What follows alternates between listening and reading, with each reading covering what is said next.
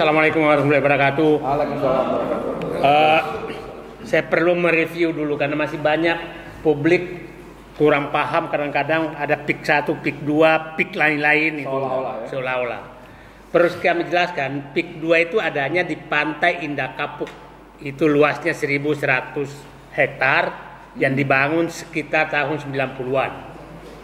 Itu PIK 1. PIK 1. Nah, yang kadang-kadang dianggap negara dalam negara. Ya. Yang pernah timbul isu dulu tidak boleh bendera merah putih di sana. Di jembatannya. Di jembatannya. Yang pernah dulu ada wartawan diusir karena mau mendekati Pantai Indah Kapuk 1. Betul. Nah, itu Pantai Indah Kapuk 1 yang berada di Jakarta. Yang publik serang ini terus seakan-akan Pantai Indah Kapuk 2 ini di Jakarta juga. Iya, termasuk saya tadi gitu. Padahal Pantai Indah Kapuk 2 itu adalah awalnya itu sebenarnya Pantai Indah Kosambi. Karena di samping Kapuk, Kecamatan Kapuk, Jakarta berbatasan dengan Kecamatan Kosambi, Tangerang. Sehingga disebutkan Pantai Indah Kosambi sebenarnya. Nah, tahu-tahu muncullah yang lain-lain. Nah, ini perlu saya jelaskan bahwa sepertinya memang ada skenario perselingkuhan terhadap proyek PIK 2. Karena kita lihat terbuka di wawancara Tempo kan menyatakan bahwa Aguan pemilik PIK 2 itu menyatakan bahwa dapat perintah untuk membangun fasilitas di IKN. Betul. Nah, orang menduga terus status PSN PIK 2 itu sebagai apa? Karena ujuk-ujuk muncul. Ujuk-ujuk muncul itu diumumkan 30 Maret oleh Menko Perekonomian setelah menghadap Presiden. Presiden menyatakan menyetujui menambah PSN termasuk PIK 2 dan BSD. Nah, kita tahu semua bahwa pemilik PIK 2 dan BSD adalah orang yang diminta membangun di IKN. Ya kan diminta oleh membangun di IKN. Nah, diperintah. Nah, jadi kalau ada pihak menyatakan sangat tidak salah kalau kita menduga bahwa itu adalah hadiah. Karena kenapa hadiah? Karena SK tentang PSN PIK 2 itu baru keluar 15 Mei dari Menko Perekonomian. 15 Mei berarti 1 bulan setengah. Ya kan? Maret 30 Maret sampai yang 15 Mei 1 bulan setengah baru keluar SK-nya. Tapi diumumkannya 2 hari setelah pengumuman pemenang Presiden Republik Indonesia Prabowo Subianto. Saya nganggap wakil presiden nggak menang, jadi nggak usah disebutkan. Nah, baru 4 Juni pada saat itu saya sebagai orang yang paham di birokrasi, ini batasnya di mana PSN PIK 2 ini? Karena pada saat itu Pak Warawan BSD disebutkan kecamatannya di mana batasnya dan luasnya 52 hektar jelas. PIK 2 tidak dijelaskan batasnya di mana. Nah, setelah itu saya ke lokasi. Ini bulan Mei saya itu. 2 Mei saya pertama ke lokasi.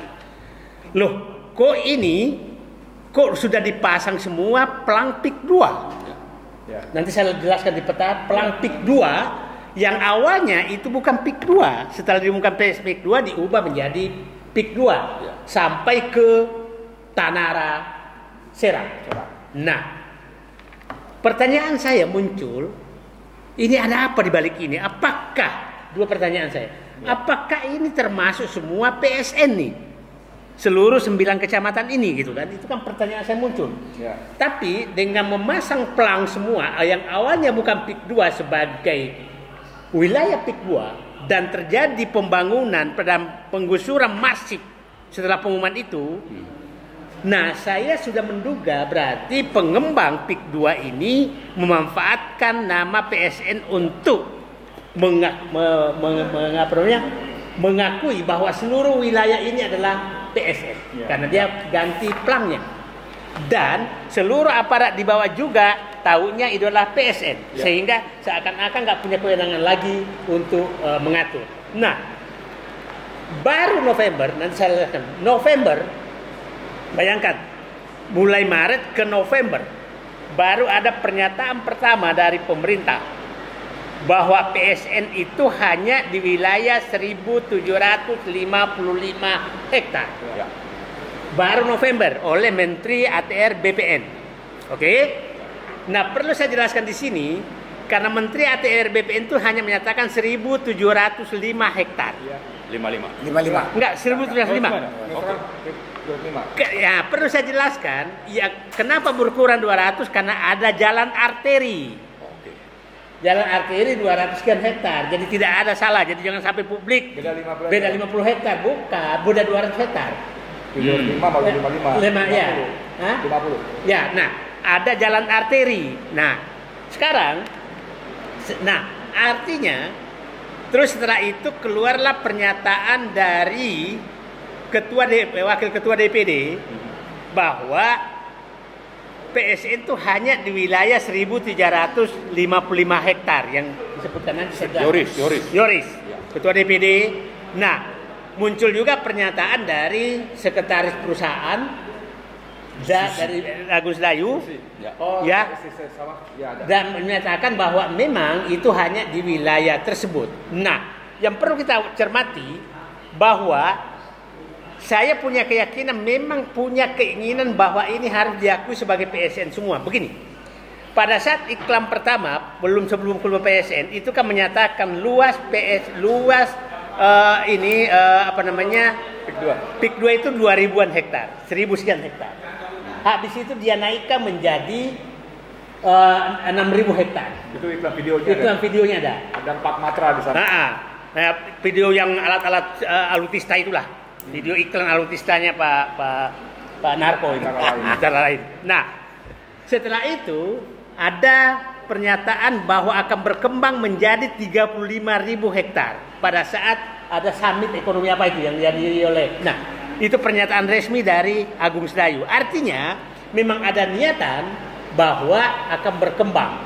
Jadi adalah sangat tidak salah pernyataan saya dulu bahwa kalau ini dibiarkan maka bisa mencapai 100.000 hektar dan lebih luas dari Singapura. Karena dari pernyataan mereka saja mulai 2.000 naik ke 6.000, 6.800 naik ke 35.000. Oke?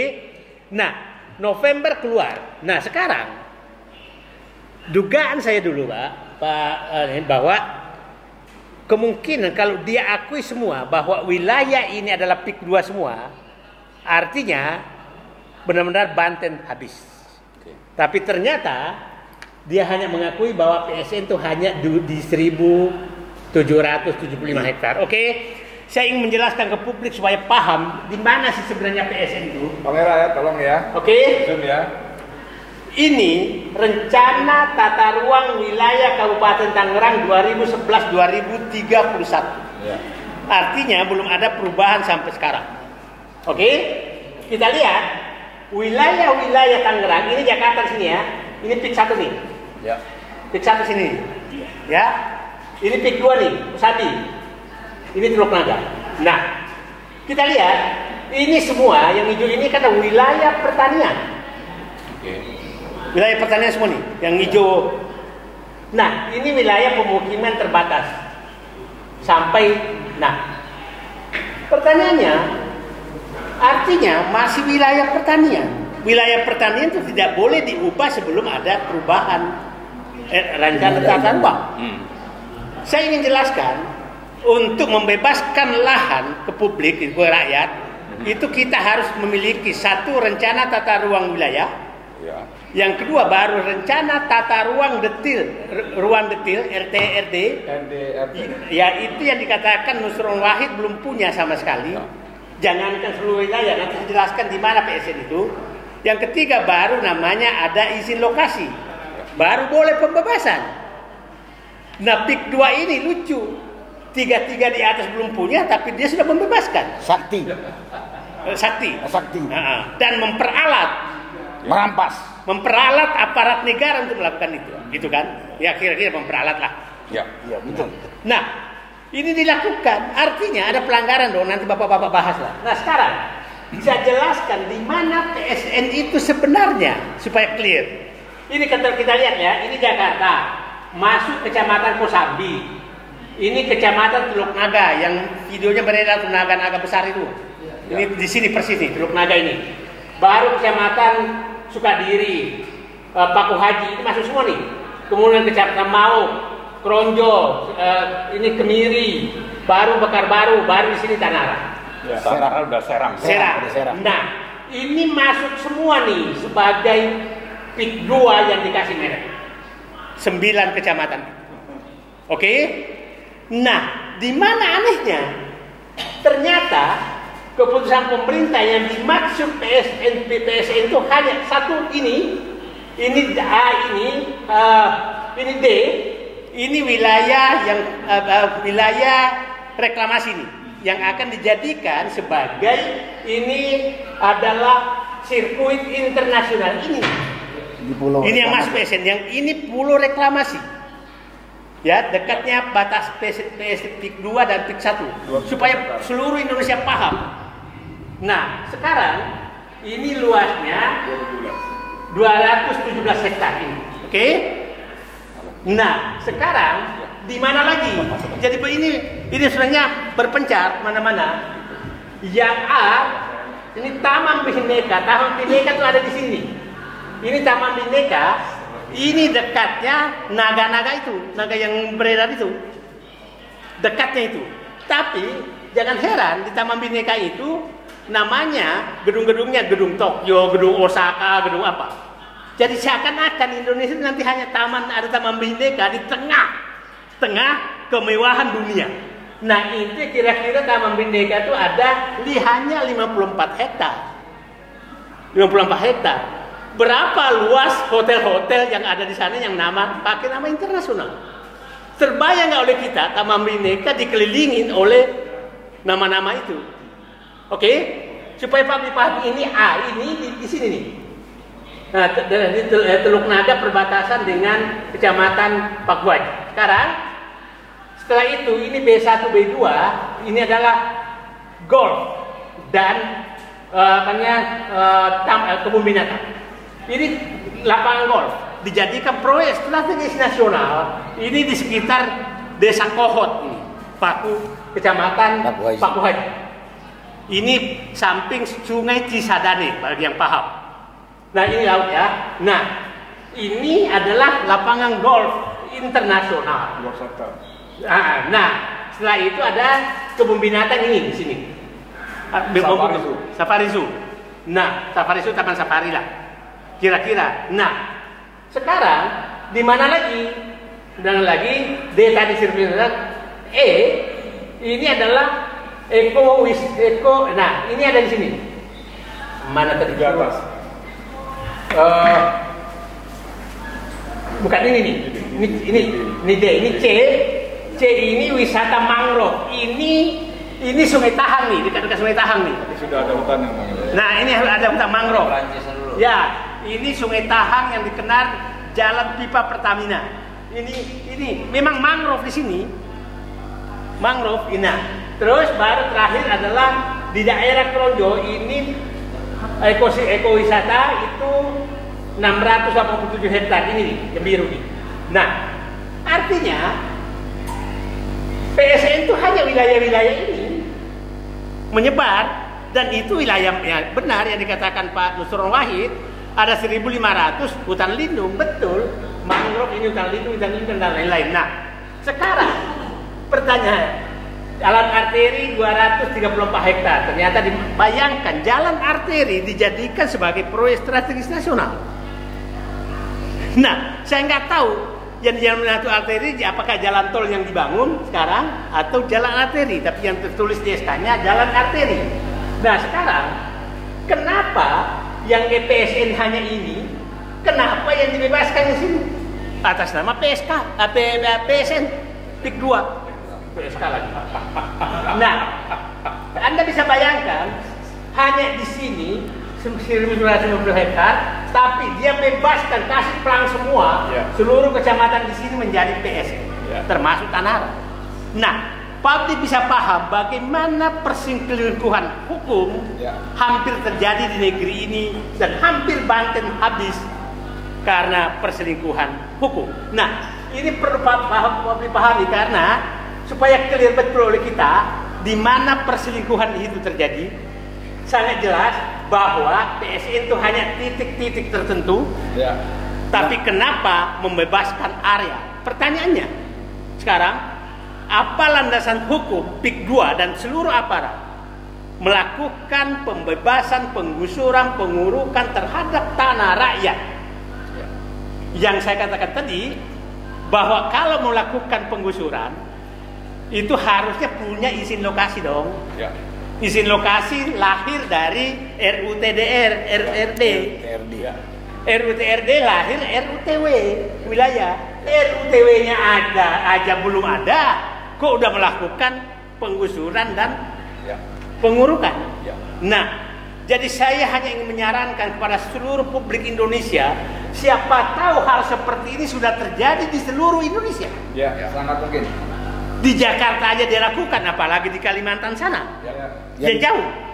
Sumatera sana, Aceh sana. Nah, ini perlu kita advokasi semua ke bawah. Jadi agenda kita bukanlah PIK 2. Agenda kita adalah seluruh Indonesia. Agar Indonesia tidak diambil alih oligarki dengan perselingkuhan hukum bekerja sama dengan penguasa.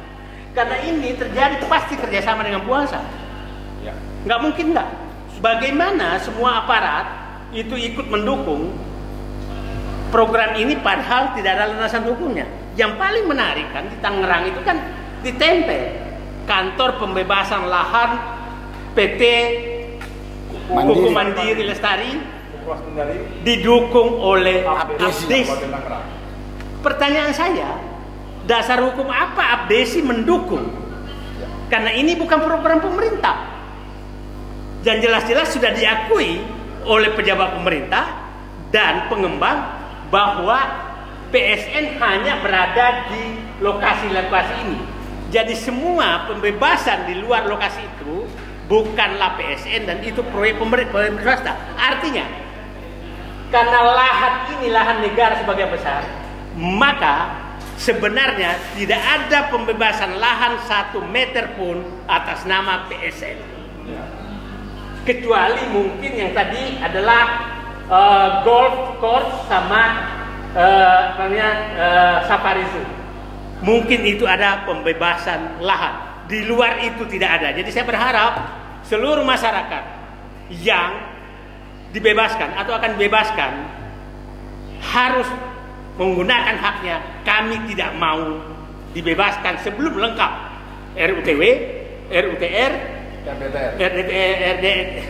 rencana tata ruang detail, izin lokasi, dan terjadi mekanisme pasar. Tidak boleh sama sekali ada pemaksaan. Itu saya pikir peta ini harus kita edarkan seluruh Indonesia supaya publik paham bahwa hampir terjadi perselingkuhan hukum yang sengaja ditutupi. Bukan hampir terjadi, sudah terjadi. Nah, ini sengaja ditutupi oleh mereka agar tidak ketahuan. Dan tangan Allah lah sehingga kita masih bisa mendapatkannya. Terima kasih. Assalamualaikum warahmatullahi wabarakatuh. Waalaikumsalam warahmatullahi wabarakatuh.